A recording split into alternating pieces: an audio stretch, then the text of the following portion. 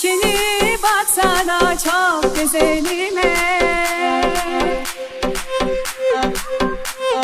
Uğrunda akacak kanı durdurma.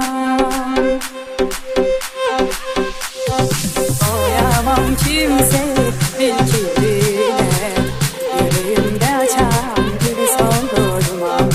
Doyamam kimse bilgiline, yüreğimde açan gülü soldurmam. Bendeki mevsimler sana hep bahar, üstüne titrerim sonsuza kadar. Gelmesini isterim kendime zarar, yüreğimde açmış gülü soldurma. Bendeki mevsimler sana hep bahar, üstüne titrerim sonsuza kadar. Gelmesini isterim kendime zarar, yüreğimde açmış gülü soldurma.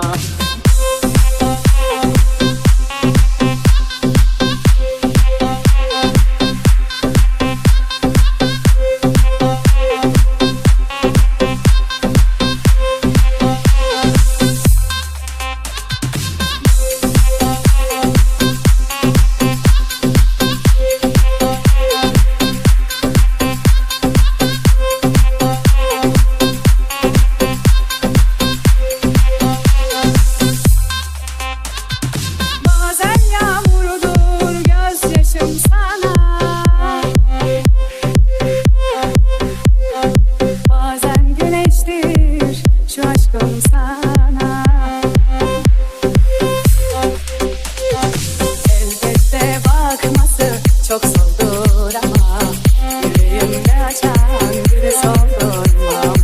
Elbette bakması çok zordur ama yüreğimde açan gülü soldurmam. Bendeki mevsimler sana hep bahar, üstüne titrerim sonsuza kadar.